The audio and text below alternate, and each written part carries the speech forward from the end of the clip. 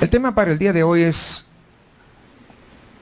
llamados a la comunión con Cristo. Llamados a la comunión con Cristo. Hace 2 semanas nosotros comenzamos con esta nueva serie, la cual se llama Nueva Vida en Cristo, para lo cual estamos usando la epístola 1 de Corintios. Y el primer tema que vimos es: ¿estás cumpliendo con tu llamado? Dentro de lo cual mencionábamos como aspectos importantes si eres o no eres iglesia. Asistir a la iglesia no te hace iglesia, y eso lo explicábamos con bastante detalle. Y la semana pasada estábamos hablando sobre nuestra identidad en Cristo Jesús, porque ahora, si nosotros hemos venido al camino del Señor, pues hay una nueva vida en Cristo. Por lo tanto, tenemos una nueva identidad. ¿Cuántos entienden eso? ¿Verdad? Entonces, la primera semana también había mencionado que no solamente era importante conocer nuestra identidad como cristianos, sino quiénes somos nosotros en Cristo. También entendiendo que dentro del cuerpo de Cristo hay diversidad. Hay diversidad. Muchas veces, al no entender esto, queremos que el otro hermano sea igual que nosotros. ¿Por qué el hermano no levanta las manos cuando cantamos? Pues es diferente. ¿O por qué él levanta las manos y yo no? Pues es diferente. La Biblia habla que levantemos las manos, ¿sí o no? Pues sí. Pero si no levantas, ¿te vas al infierno? No. El punto es que tenemos que entender que somos diferentes. Unos hacen palmas y otros no. Unos cantan con mucho, ¿cómo dicen acá? No, con mucha injundia. Y otros, no, pues más suavecito, ¿cierto? Pero yo pregunto, somos diferentes, no esperemos que todos nosotros cantemos así. Sobre todo los que somos medio desafinados, nos da pena subir un poco la voz, porque imagínense, todos ustedes se irían corriendo.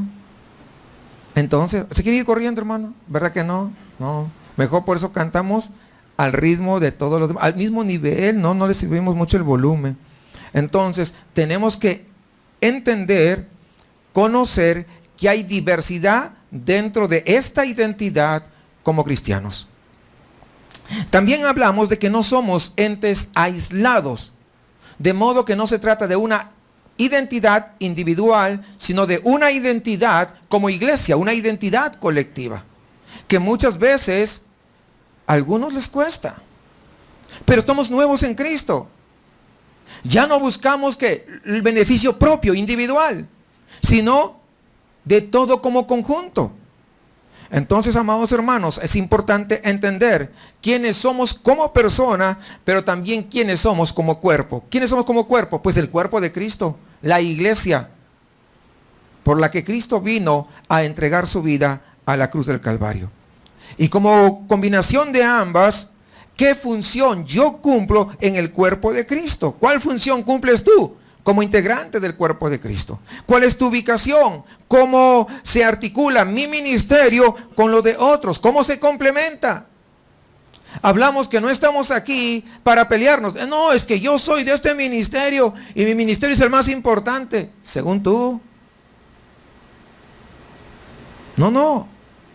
Cada quien cumple un rol importante dentro del cuerpo. Imagínense una venita muy pequeña que lleva la sangre acá a las manos. Diga, pues yo no soy tan importante, voy a dejar de funcionar. ¿Qué pasaría con su cuerpo? Pues imagínense. ¿Sí comprende eso? Entonces, nadie puede venir a estar... No, hermanos, no. Ahora, como base de todo esto, debo saber cuál es el fundamento de mi identidad en Cristo. El asunto es que yo tomo de una manera carnal, no en Cristo. Pero lo más valioso, lo más importante es quién soy yo en Cristo. ¿Por qué? Porque Cristo es quien me define. Él define quién soy yo.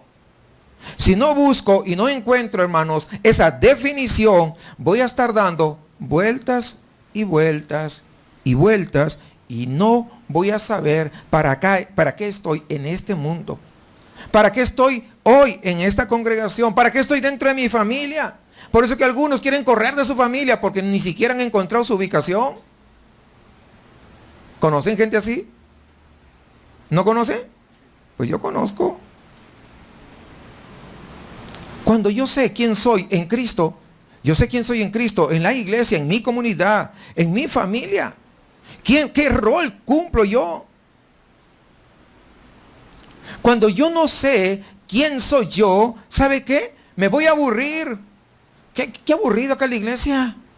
Voy a estar ocioso, no voy a hacer nada. Voy a convertirme en un criticón o criticona, ¿verdad? Amargado. Y otra serie de males que van a comenzar a producirse dentro de mí. Mis amados hermanos, cualquier persona, grande o chica, que no busca su identidad en Cristo, individual y colectiva, no le encuentra sentido a la vida y mucho menos a la nueva vida en Cristo Jesús. Por eso que hay gente que al no saber cuál es su identidad, está un tiempo en la iglesia y luego ¿qué pasa? Desaparece porque se aburrió, se cansó, no me toman en cuenta. No es que no te tomen en cuenta, es que no has entendido cuál es tu rol dentro de ese cuerpo. La vida en Cristo, hermanos, es justamente identificarte con Cristo. Desarrollar tu identidad, tu definición conforme a la persona de Cristo. No vas a imitar al hermano. Es de acuerdo a Cristo. ¿Y cómo se hace esto? ¿Sabe cómo se hace? ¿Cómo se logra saber esa identificación? ¿Sabe cómo? Pues con el título de hoy, mediante tu comunión con Cristo. Si tú no tienes comunión con Cristo, será imposible que llegues a saber cuál es tu identidad dentro del cuerpo de Cristo. Y cuando tú tienes comunión con Cristo, Dios te va a revelar quién eres tú. Ahora, si tú no tienes hambre para saber de qué se trata su vida, si no quieres tú tener comunión con Él, probablemente nunca tengas esa revelación. Y tu vida siempre será, pues, flaca espiritualmente. Y estarás dando vuelta, pero perdiendo el tiempo. ¿Y de qué sirve? De nada. De nada. Hay que reconocer que el que te puede dar norte, que te puede dar dirección, el que te puede dar sentido, el que te puede dar desarrollo integral, el que te puede dar progreso en las diferentes áreas, solamente es una persona y es Jesucristo. Nadie más. Pero no lo hace de forma mágica. Porque algunos quieren hacer una oración de 5 minutos y ya quieren saber tener toda la revelación que tuvo el apóstol Pablo. No es así. Para poder lograr es necesario tener intimidad con el Señor. Por eso la palabra dice que Él camina junto conmigo. Él va conmigo. ¿Cuándo debes tener intimidad? No solamente en tu momento de oración. Cuando vas al trabajo, debes seguir teniendo esa intimidad con el Señor. Cuando tú de repente te toca atender, vamos a suponer, trabajas en un call center.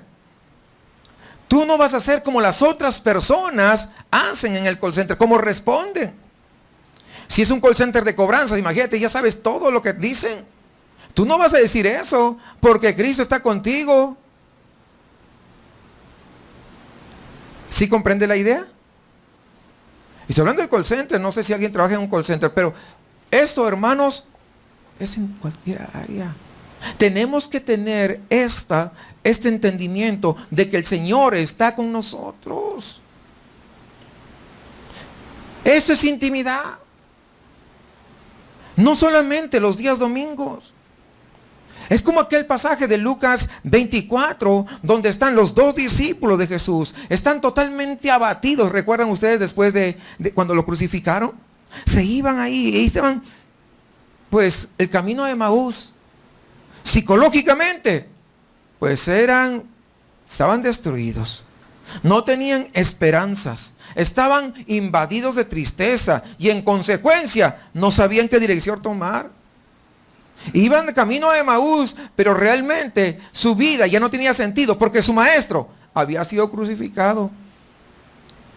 Y entonces, si tú comienzas a leer ahí, estas dos personas en el diálogo que sostienen con Jesús, sus futuros, ¿saben qué? Eran una gran signo de interrogación. No tenían respuesta. Si era nuestro maestro, si era el Mesías, ¿qué pasó? Y muchos, con nuestro pequeño entendimiento, hubieran dicho, sí, ¿a poco así va a ser el Mesías? Que dijo que iba a hacer esto y no lo hizo. ¿O no hubiéramos funcionado así en ese momento? Claro que sí. Claro que sí. Eso pasaba a estos dos discípulos. Pero Jesús se acerca a ellos en el camino y camina juntamente con ellos y entra en ese diálogo y ellos lo invitan a tener comunión con Él.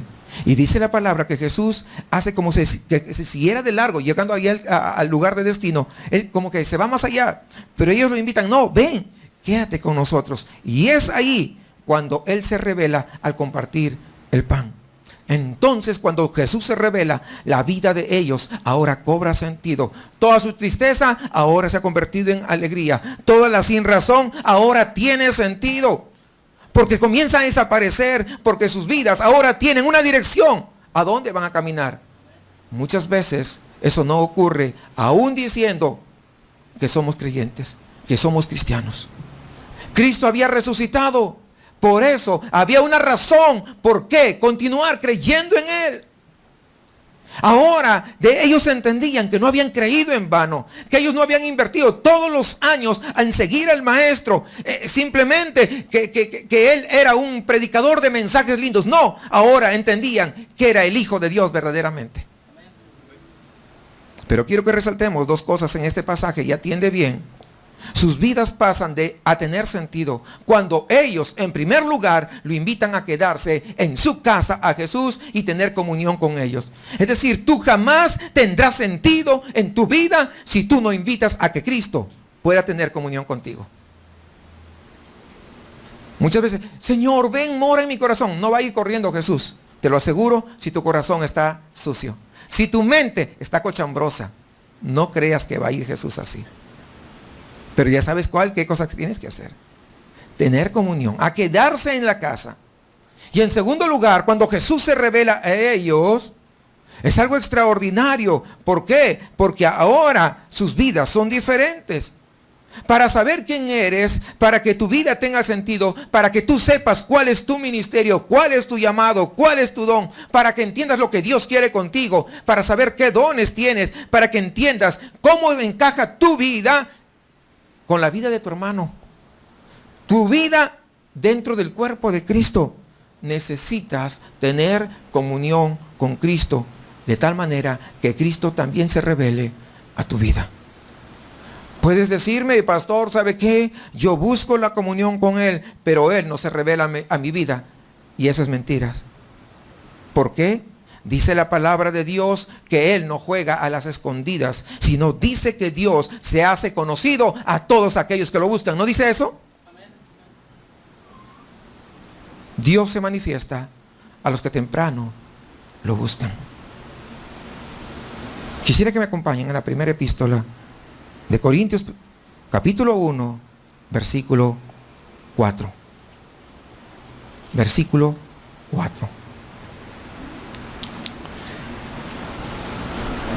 Gracias doy a mi Dios siempre por vosotros, por la gracia de Dios que os fue dada en Cristo Jesús. Esta carta, como es habitual en el apóstol Pablo, empieza agradeciendo a Dios. Y ahora escucha esto, porque cuando leemos muchas veces la introducción que hace Pablo en sus cartas, siempre comienza agradeciendo y normalmente nosotros el agradecimiento lo pasamos por alto y vamos directamente a la siguiente parte, a la siguiente perícopa se dice. El agradecimiento pues ni lo tomamos en cuenta, pero quiero decirles que en este agradecimiento hay mucho que nosotros aprender.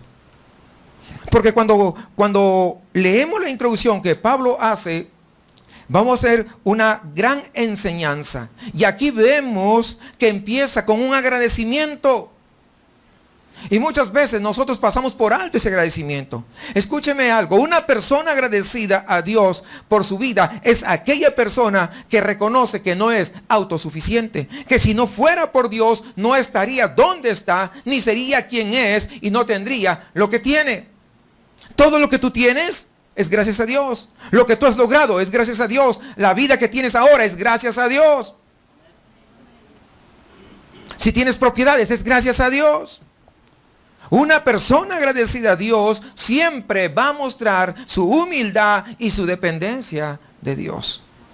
Una persona agradecida reconoce su necesidad de Dios y necesita él siempre esa guía sobrenatural de Dios en su vida. Es cierto que algunos dicen gracias a Dios como eslogan o como muletilla. Como el ateo dice, no, gracias a Dios que soy ateo. Sin reparar en lo que realmente está diciendo. De eso no se trata. Se trata que verdaderamente nuestro corazón muestre agradecimiento. Que nuestras acciones y nuestro pensamiento pueda orientarse hacia eso. Pero pensemos en aquellas personas que le dan sentido a lo que ellos dicen. Lo que dicen, lo dicen de corazón, lo dicen porque lo sienten. Ahora, aunque parecería una buena estrategia, este agradecimiento por parte de Pablo, él simplemente no lo hizo como una táctica diplomática, él lo hace de todo corazón. Y fíjese lo que vamos a ver a continuación. Una persona, déjeme desarrollar un poquito y luego ya entramos. Una persona, hermanos, que no le gusta que el otro progrese, que el otro se desarrolle, que el otro crezca, jamás va a estar gozoso cuando ve un crecimiento y un progreso evidente en la otra persona. Al contrario, el común de las personas, cuando ve que otro progresa, ¿qué sucede? Comienza a enojarse. Quiere boicotear las cosas o quiere boicotear el progreso. Comienza a difamar. Comienza, como decimos allá en Perú, a serruchar el piso o a ponerle zancadilla para que se caiga. Va a tratar de hacer cualquier cosa para que la gente caiga, para que se equivoque y para que peque. Sí. Y eso sucede en el común de los miembros y aún en los líderes, en los pastores. Tenemos que tener cuidado. Y esto no es nuevo, esto es muy viejo. Fue desde Caín y Abel. Como yo no puedo lograr la atención de Dios, como Dios no me escucha a mí, es lo que, ¿verdad? Ese razonamiento ilógico, ¿verdad? Entonces, como no puedo lograr que Dios me atienda, que Dios me responda, y no puedo lograr la aprobación de Dios, entonces voy a destruir al otro que está absorbiendo toda la atención y así lo obligo que Dios me atienda y me apruebe lo que yo quiero.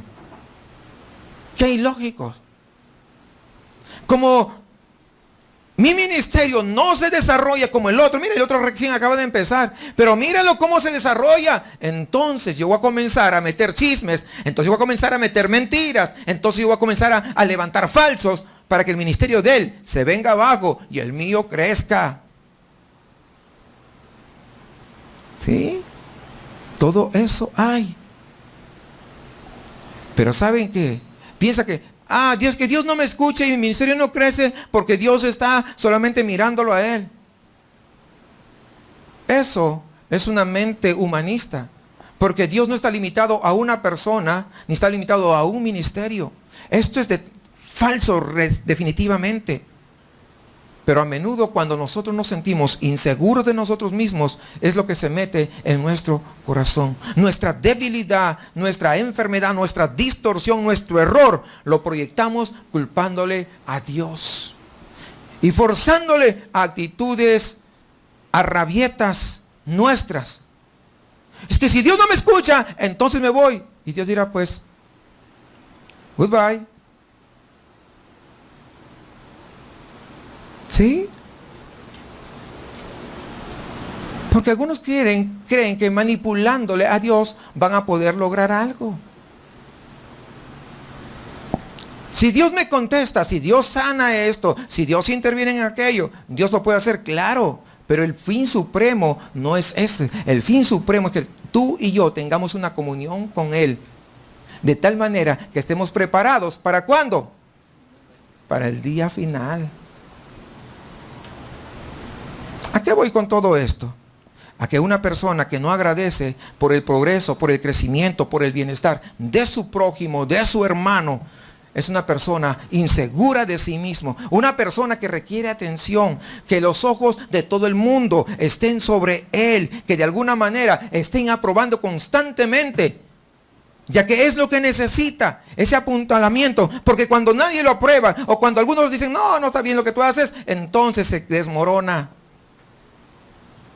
Pero muchas veces aún a los hijos los criamos así, que los hijos pequeños quieren la aprobación de todos. Y si no, estamos creando personas inseguras. Igual hay cristianos inseguros. ¿Por qué viene esa inseguridad de la que estoy hablando? Por varias razones. ¿Sabe por qué? En primer lugar, la primera razón por la que viene la inseguridad es porque tú no sabes quién eres. Porque tú no sabes a dónde vas. Porque no sabes qué quieres. No sabes para qué sirves.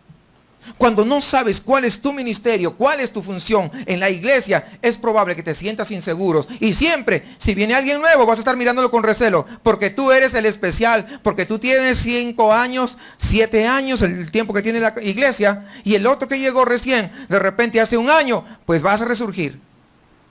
Y lo ves que te está desarrollando. Y entonces comienzan los celos. Celos tontos, desde luego. Porque Dios, la mirada del Señor está para todos, ¿sí o no?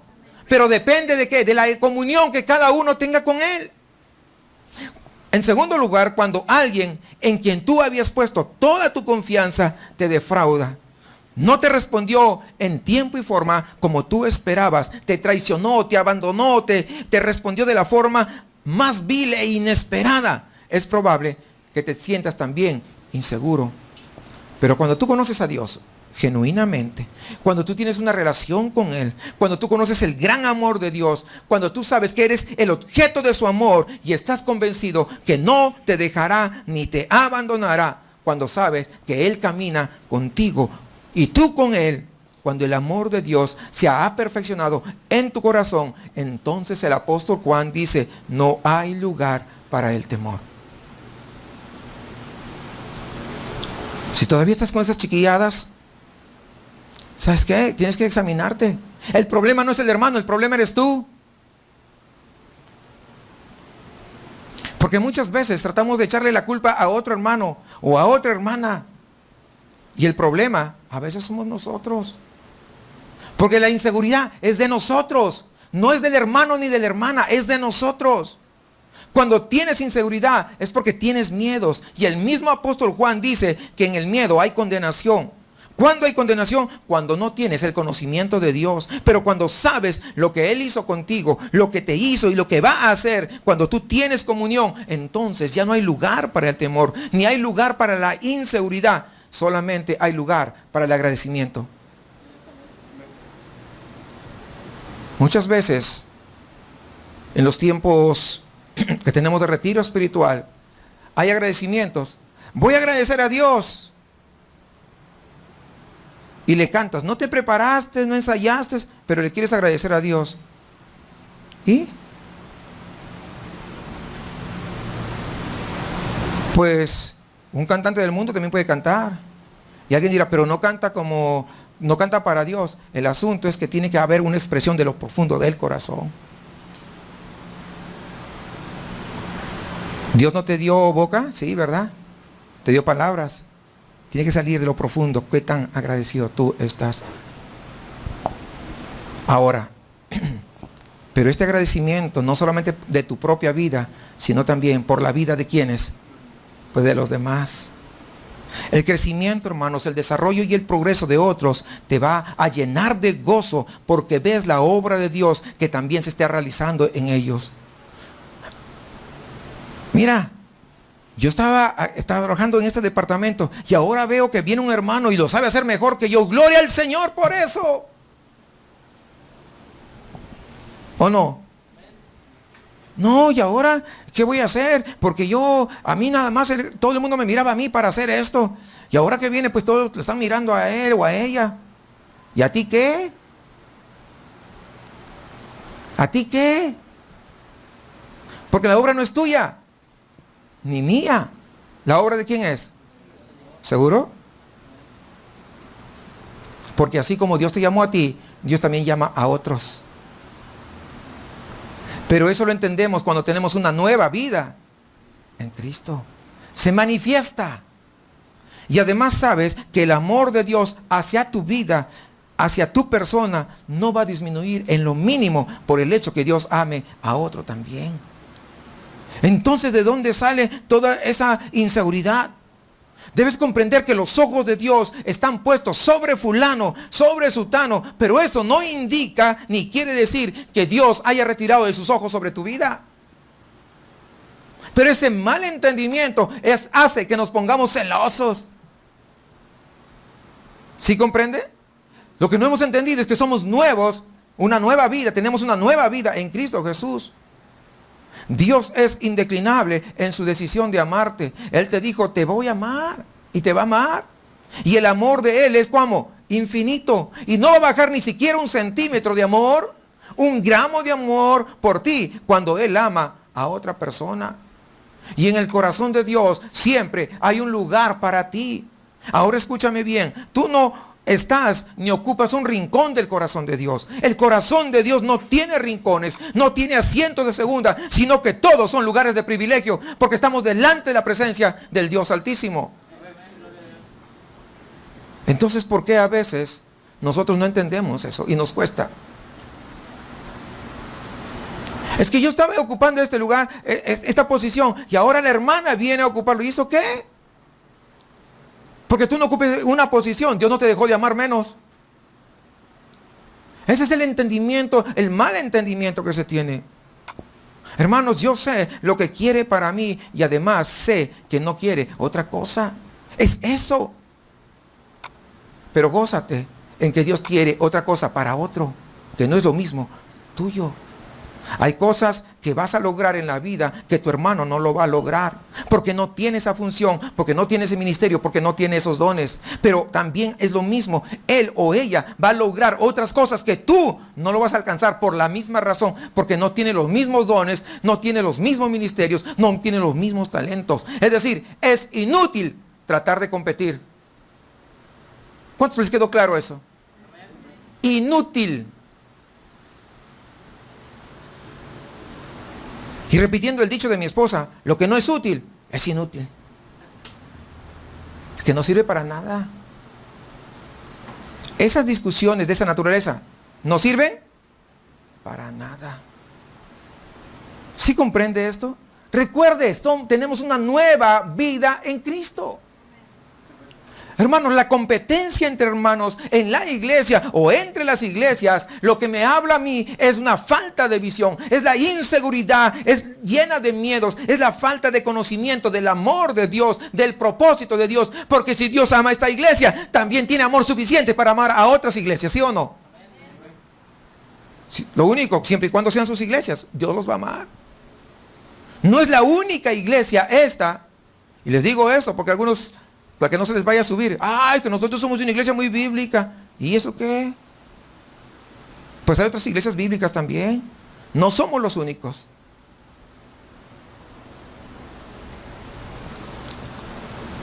Vayamos a la Biblia nuevamente, sigamos ahí. Mire ese agradecimiento de Pablo, dice. Voy a volver a leer el versículo 4 y hasta el 5. Dice, gracias doy a mi Dios siempre por vosotros, por la gracia de Dios que os fue dada en Cristo Jesús. Versículo 5. Porque en todas las cosas fuisteis enriquecidos en Él, en toda palabra y en toda... Pablo da gracias a Dios por la gracia de Dios que os fue dada en Cristo. Él podía percibir que los corintios habían recibido una gracia especial de parte de Dios, y eso no lo disimula en lo mínimo la gracia de Dios que está sobre el apóstol Pablo.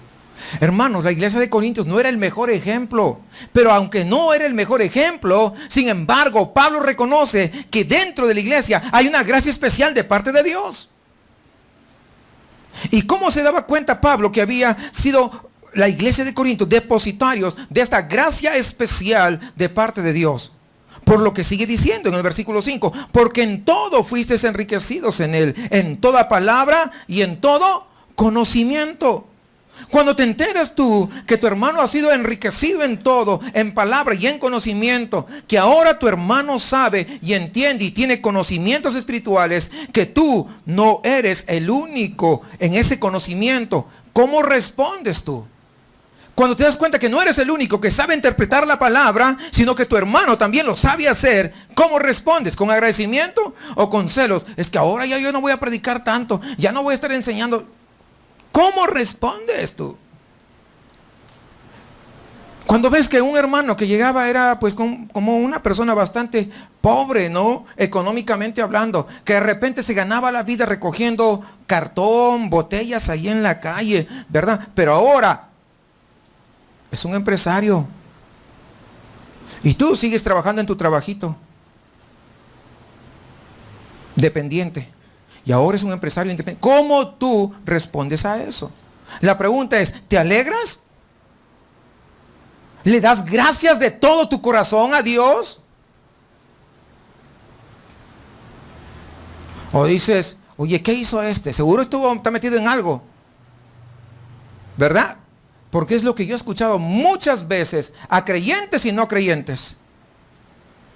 Seguro está metido en algo, por eso prosperó. Evidentemente que hay gente que sí está metida en algo.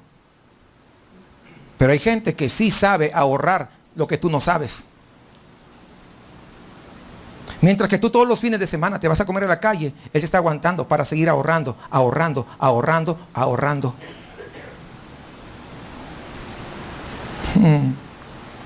¿Se dan cuenta? Pero no valoramos eso. Algo tuvo que estar metido para lo... No, hermanos, hay que alegrarnos. ¿Sabes cuándo te vas a alegrar? Y cuándo verdaderamente vas a agradecer a Dios, cuando tú estás seguro de ti mismo.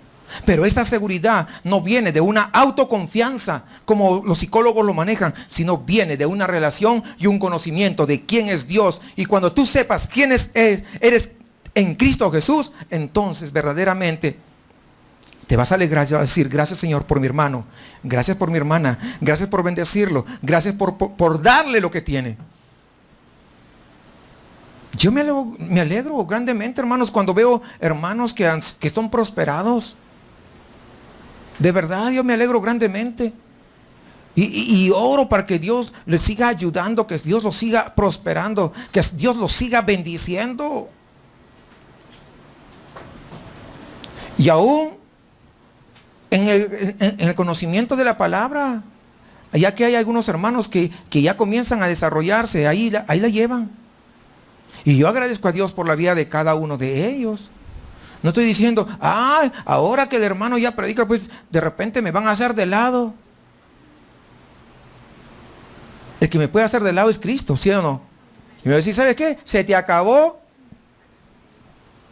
el 20. Hasta aquí. Y te vas allá a China, Nuevo León. Ni conozco, se me ocurrió ahorita. Yo no sé. Pero mientras el Señor nos tenga, pues acá estaremos. Y se podrán levantar 20 que predican, que enseñan, maestros de la palabra. Pero yo sé a quién me ha llamado el Señor. Entonces yo, en lugar de competir, yo no estoy compitiendo, yo tengo que agradecer al Señor. ¿Sí entienden? Eso tiene que ser. Pero eso ¿cuándo sucede? Cuando uno sabe cuál es su postura, su posición. ¿En qué? Dentro del cuerpo de Cristo. Y no estás con que y que no sé qué, y que no sé cuánto, y fíjese. No, hermanos, esa es una tontería. Ya dije, una cosa inútil. Este crecimiento que Pablo señala, ¿en qué se ve? Dice versículo 6, así como el testimonio, fíjense, ahí en eso se ve, de Cristo fue confirmado en vosotros. Es decir, no era simplemente una apariencia, no era simplemente un favoritismo en Pablo por cuanto era la iglesia, su iglesia, y los quería pues levantar la autoestima. No, mis hermanos, había un testimonio que lo confirmaba. La iglesia de Corinto era una iglesia que daba testimonio de que lo que Jesucristo había hecho en medio de ellos. Y eso es la clave de toda iglesia. ¿Cuántos comprenden eso? El testimonio, no individual, sino de toda la iglesia. No solo nosotros, hermanos, tenemos que dar testimonio de lo que Jesús hizo por nosotros, sino que en forma colectiva, como iglesia, también tenemos que dar testimonio. ¿Cuál es la diferencia? La diferencia es la que existe entre lo individual y lo colectivo, desde luego. El gran problema entre los seres humanos es el tema de las relaciones interpersonales. Yo me puedo llevar bien conmigo mismo, pero no me puedo llevar con el otro. Y cuando me toca saludar, pues saludo. No es que me toca saludar, no, sino que de repente estoy allá en la salida, saludo a mis amistades, pero al que no lo conozco ni le doy la espalda y me hago el loco o la loca. El problema es de las relaciones interpersonales. Pero Dios nos llamó a todos ser iglesia, ¿sí o no? Imagínense, mi mano está acá. Dice, no me gusta la mano izquierda. Pues toda ociosa. Yo nomás soy la trabajadora. Y no, así que quiero estar en la próxima esquina. ¿Se puede ir mi mano para el otro lado? A la siguiente esquina, ¿puede ir? Aunque quiera. Porque es parte del cuerpo. Porque imagínense que me está picando por acá. ¿Quién lo va a rascar? Pues esta. Sí, ¿es cierto o no es cierto?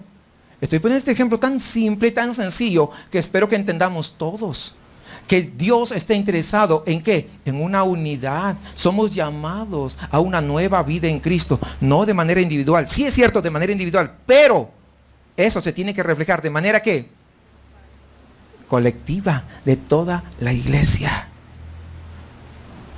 Muchas veces podemos nosotros ser 10 puntos en nuestra vida privada, pero cuando nos tenemos que relacionar con otros, fracasamos.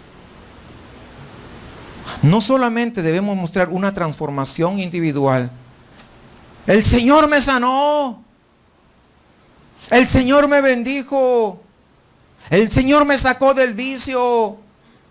El Señor me dio un don. El Señor me dio este talento. Y eso es bueno, testificar de eso. Pero, ¿por qué no se escuchan testimonios como yo no podía convivir con la gente, pero ahora sí porque Dios cambió mi corazón? ¿Has escuchado agradecimientos así? Yo no podía trabajar juntamente con fulano, pero ahora sí lo amo. Es más, no podía trabajar solo. Yo siempre estaba celoso y envidioso, pero el Señor me sanó la envidia y sacó la porquería que había en mi corazón. Y ahora yo puedo estar abierto para todos y puedo darle un abrazo genuino y sincero a todos. Yo siempre buscaba serrucharle el piso al otro para que no me ganara. Pero Dios me cambió y ahora, al contrario, le pongo el hombro para que Él siga subiendo más. ¿Sí entienden eso? Yo era una persona que pues menospreciaba a todos. Yo era el mejor de todos. Pero ahora creo que yo soy el más pequeño que todos. Pero no con una con una hipocresía. No. Porque hay algunos que lo dicen, pero son hipócritas. No, estoy hablando de algo que fluya dentro de ti, de tu corazón. Y una persona que hablaba mal de la gente, pero ahora lo único que deseo es bien. Al contrario, oro por ellos. No creyéndome como el fariseo y el publicano, no hago de esa oración, no estoy hablando de esa oración. Señor, yo te agradezco por no ser como ese publicano, porque algunos de eso oran. Oraciones también inútiles. No. Yo era una persona que iba de chisme en chisme. El día que no había chisme, me inventaba uno. Y si no sabía el chisme del día, llamaba por teléfono para que me informen cuál era el chisme del día. Pero ahora no. Es lógico que crearon Una herramienta especial del chisme, ¿no? Pero que eso no los contagia a ustedes. Yo era una persona que se burlaba de los demás, aunque no se daban cuenta, pero por dentro, no, yo era una persona así. Pero ahora me compadezco de las otras personas. Yo me creía superior a todos, pero ahora no. Yo sé que soy simplemente un siervo inútil.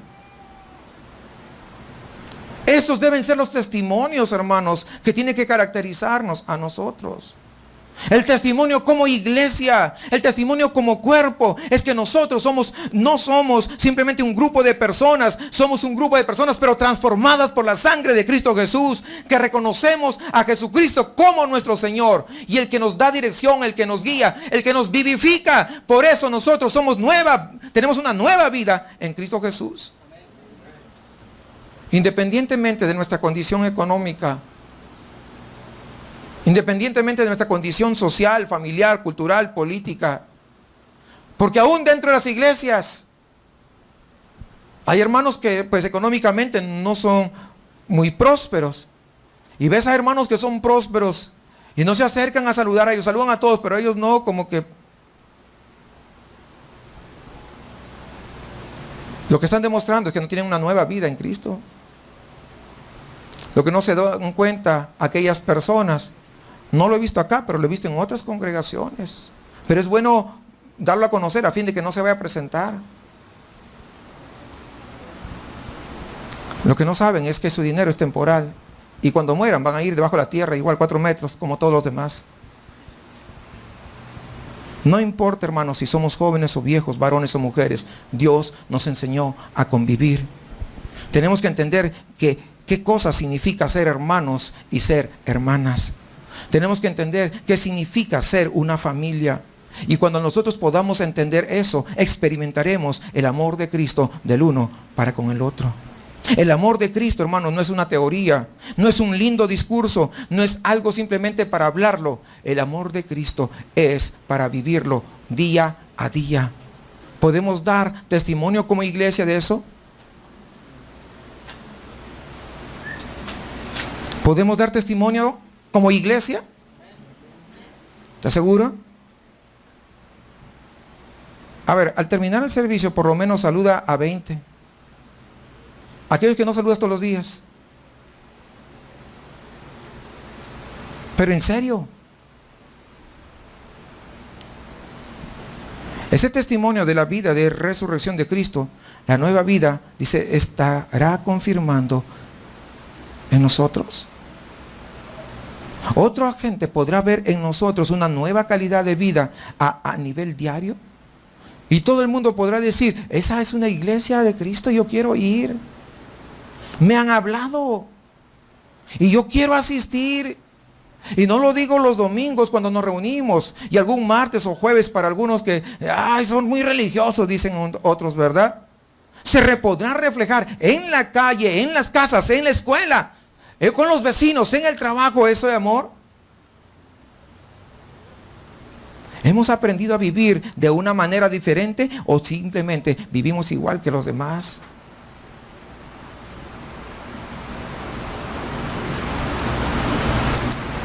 De eso se trata. Quizás en el mundo no haya mucho entendimiento, porque el mundo nos enseñó a vivir de manera diferente. Pero Cristo nos enseña a vivir con valores eternos. Nos enseña a vivir con los valores que a Dios le agrada.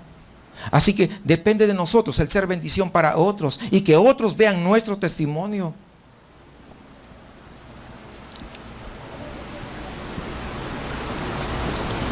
Ayer llegó una persona y dice, ustedes son cristianos, ¿no? Sí, le digo. Me dice, es que ya estaba preguntando a algunos vecinos y me dijeron que ustedes eran cristianos.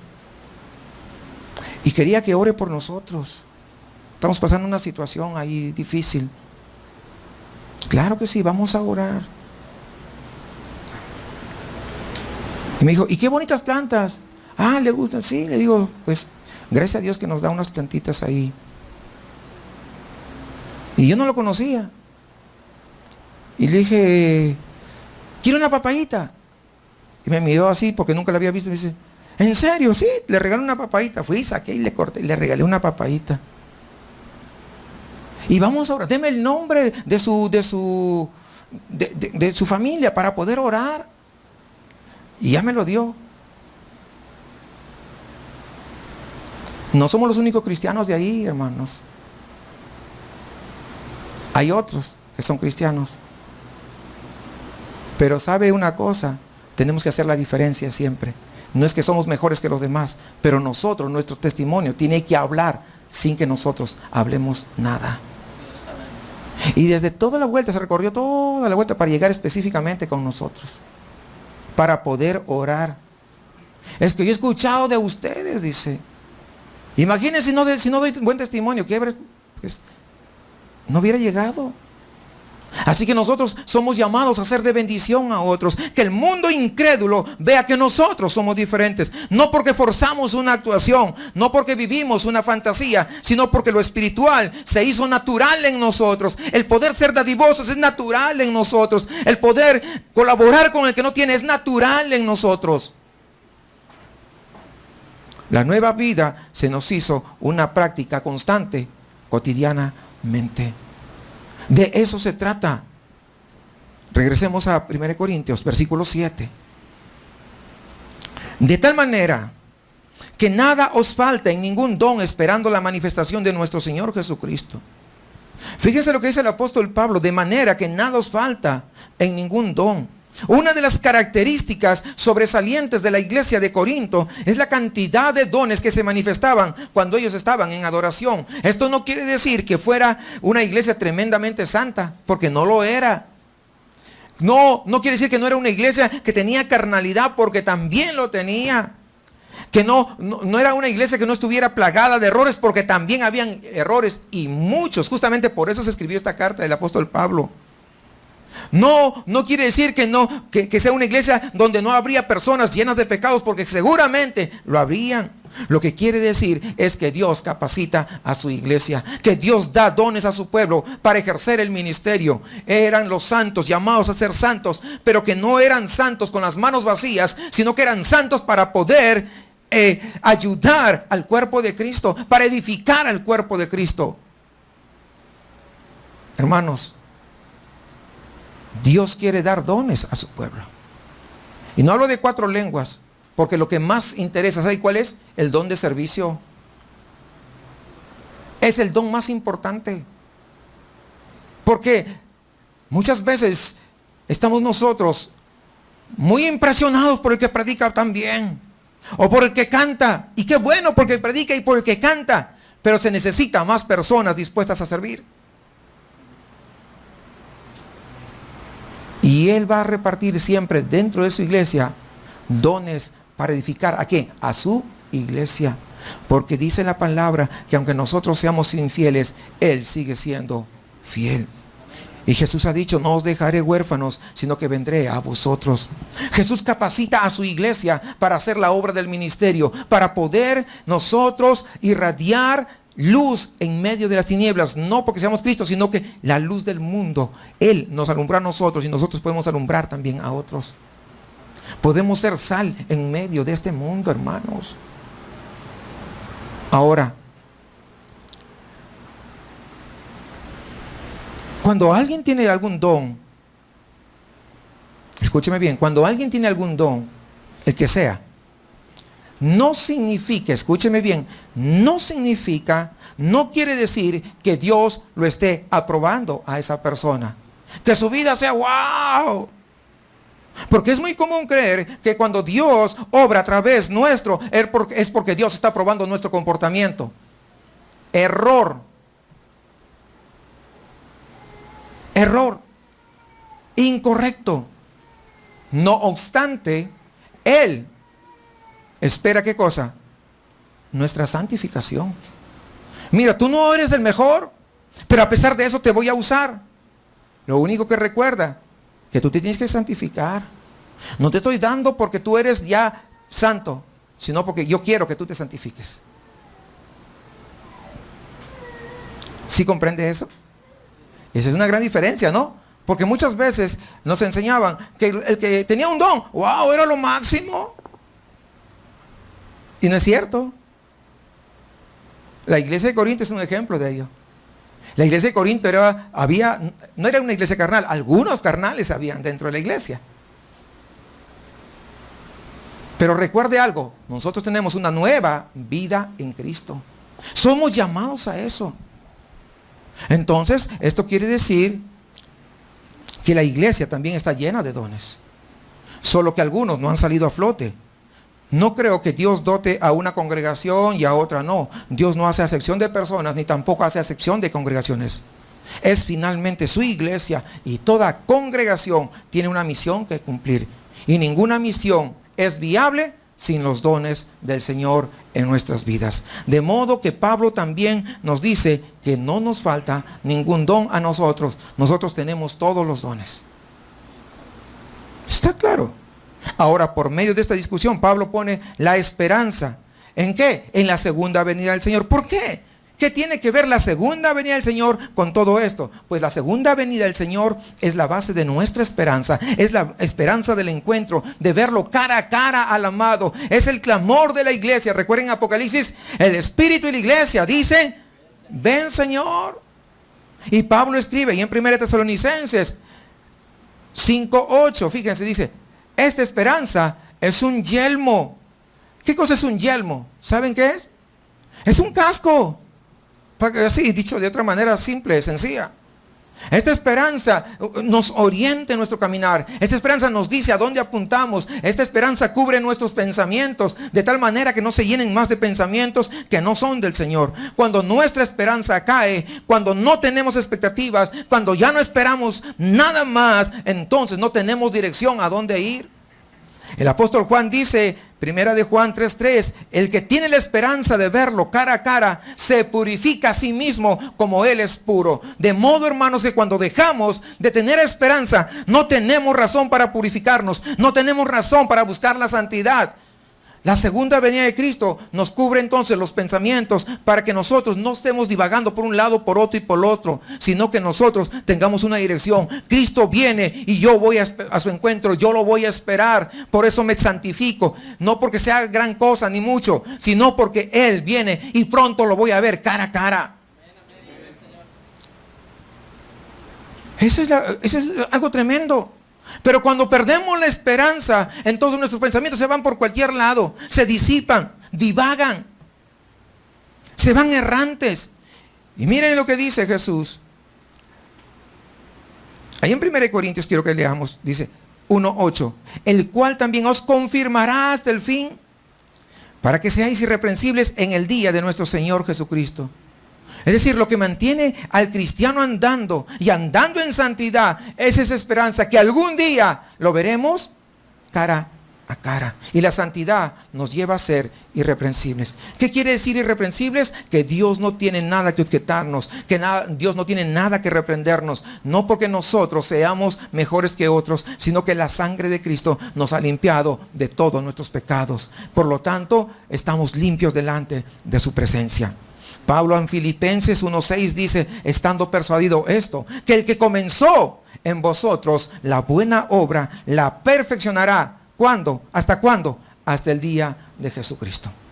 Aquí nos dice que nos confirmará para que seamos irreprensibles. Por eso debe entender esto. No en vano el mundo quiere bombardear nuestra mente para que nuestra esperanza desaparezca. No en vano, hermanos, Satanás se levanta a tirar dardos para que tu esperanza se difumine. Y muchas veces te muestra otras cosas para que te olvides cuál es tu esperanza. No por nada te hace poner los ojos en el hoy con todo el disfrute pasajero para que tu corazón esté puesto en lo que hoy puedes perder si no te concentras en el hoy. No pierdas esta oportunidad. Mira, aprovecha. Y a los hombres, pues te da oportunidades. No lo pierdas. Y más si es una muchacha ahí guapa. Mira, tu oportunidad se te hizo. No seas tonto, lo vas a perder. Pero cuando tú te fijas en eso, estás perdiendo tu mirada en Cristo Jesús. Y al perder tu mirada, tu esperanza comienza a desaparecer. Todo el bombardeo mediático apunta a sacarte los ojos de esa esperanza de verlo cara a cara. Porque cuando tú desvías tu mirada, tu vida de santidad se viene a pique. Y eso es lo que quiere el enemigo. Cuidado con eso, hermanos. Siempre el enemigo va a poner una y otra cosa. A veces cosas que no parecen malas, pero que te están distrayendo, que te están desviando. Y tú ya no comienzas a pensar en que Cristo viene pronto. Te olvidas de eso. Porque eso es justamente lo que quiere Satanás. Que te olvides que Cristo viene pronto. Porque cuando tú te olvides que Cristo viene pronto, entonces no te importa vivir en santidad o vivir en pecado. Vivir limpio o vivir ahí en la inmundicia. No te importa. Pero cuando tú tienes muy presente que Cristo viene pronto y que tú eres parte de esa iglesia por la que Cristo viene, entonces el que espera, el que tiene esa esperanza, se santifica. Versículo 9, sigamos por favor, dice: fiel es Dios por el cual fuisteis llamados a la comunión con su Hijo Jesucristo, nuestro Señor. Ese es el llamado, a la comunión con su Hijo.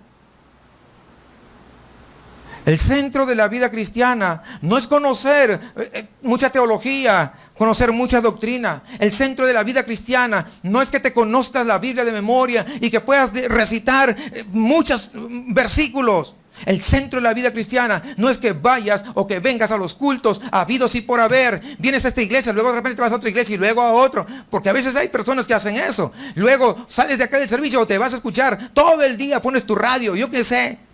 No es eso. El centro de la vida cristiana no es el ministerio o el desarrollo de tus dones y talentos. No lo es. El centro de la vida cristiana es que tú tengas comunión con Él. Porque eso cambiará tu vida. Porque eso te transformará. Porque eso te hará verdaderamente que lo llegues a conocer a Él. Dios no está interesado en lo que tú tienes como en lo que tú eres. Eso es lo que más le importa. No está interesado en las cosas que puedes hacer para Él, sino lo que tú puedes ser para Él. Que son cosas diferentes, desde luego. Él está interesado en esa intimidad contigo. Te salvó para conocerte. Te salvó para intimar contigo, para pasar tiempo contigo. Pastor, es que yo no sé cuál es mi llamado. Pues yo tampoco. No lo sé. No sé cuál es tu llamado en particular, pero tienes un llamado que lo tiene todo cristiano. ¿Sabes cuál es tu llamado? Tu llamado es a tener comunión con Cristo Jesús. Este es tu primer y más importante llamado en esta nueva vida en Cristo. Si quieres conocer otros llamados, si quieres percibir otros llamados en tu vida, en primer lugar cumple con este llamado. Llamado a tener comunión con Jesucristo. Este es el que te va a hacer conocer a Dios. Es el que te va a conocerte a ti mismo. Es el que te va a dar sentido a tu vida. ¿Por qué? Porque este llamado te da identidad. Conocer a Jesús implica conocerte a ti mismo. Entonces, volviendo al principio, eres una persona agradecida porque ves el crecimiento y el desarrollo y la manifestación de dones en otra persona. O tú eres el único, el exclusivo, la exclusiva. Tú te crees que solamente tú. Cuidado con eso. Cuidado. Cuidado con creerte que tú eres lo mejorcito. ¿Te gozas cómo el ministerio de tu hermano va prosperando? ¿Lo ayudas? ¿O eres como una piedra en el zapato? La idea es ayudar. La idea no es criticar. La idea no es echarle barro y con ventilador. ¿Sí saben cómo es eso, no? Imagínate que te pongan barro acá y el ventilador ahí. Esa no es la idea. O tal vez tienes miedo que tu hermana o tu hermano eclipsen tu figura y ya no seas reconocido, ya no seas reconocida. Hermanos, la forma de entender que estás firme en Cristo, que has sido confirmado en Él, es cuando tú eres una persona agradecida. No por tu vida, eso es muy fácil, cualquiera es agradecido por su vida, agradecido por todos los demás. como miembro del cuerpo de Cristo, fuiste enriquecido en el Señor, fuiste enriquecido en la palabra, fuiste enriquecido en el conocimiento y se han manifestado los dones del Espíritu. Por lo tanto, hay razones para estar agradecidos, pero todavía Dios demanda nuestra santidad. Somos santos, pero llamados a seguir siendo santos. Y el que tiene esperanza de verlo cara a cara, se purifica a sí mismo.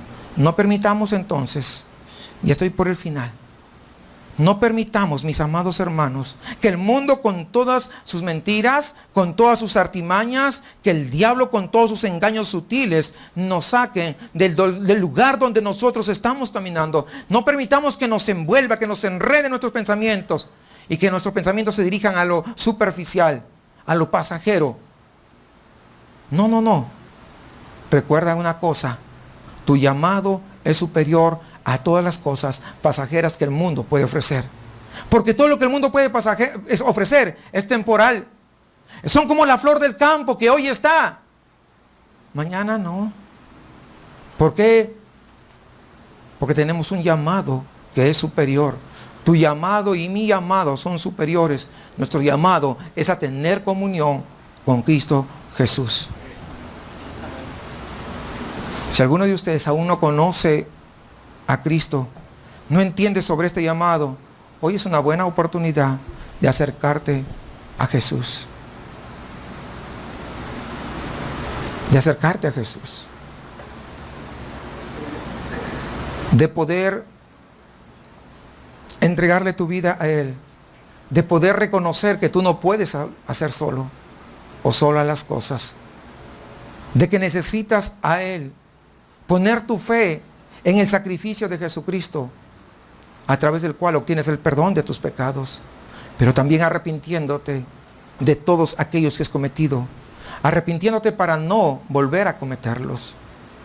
Es que es muy difícil, sí, pero cuando tú lo haces y tomas esa decisión firme, tienes la ayuda más grande que cualquier ser humano pueda tener, la ayuda de Dios mismo. Porque si tú prefieres caminar como estás, recuerda, tú nunca conocerás a Cristo y nunca pienses estar a su presencia. Pero cuando tú entiendes que necesitas estar, un día llegarás a tener que dar cuentas a Dios y no vas a poder caminar hacia Él, que tú necesitas conocerle al Señor. ¿Por qué? Porque acabamos de decir que somos llamados a la comunión con Cristo. Y si tú no conoces a Cristo, ¿cómo vas a tener comunión con Él? Y solamente los que tienen comunión con Él son los que van a ser salvos.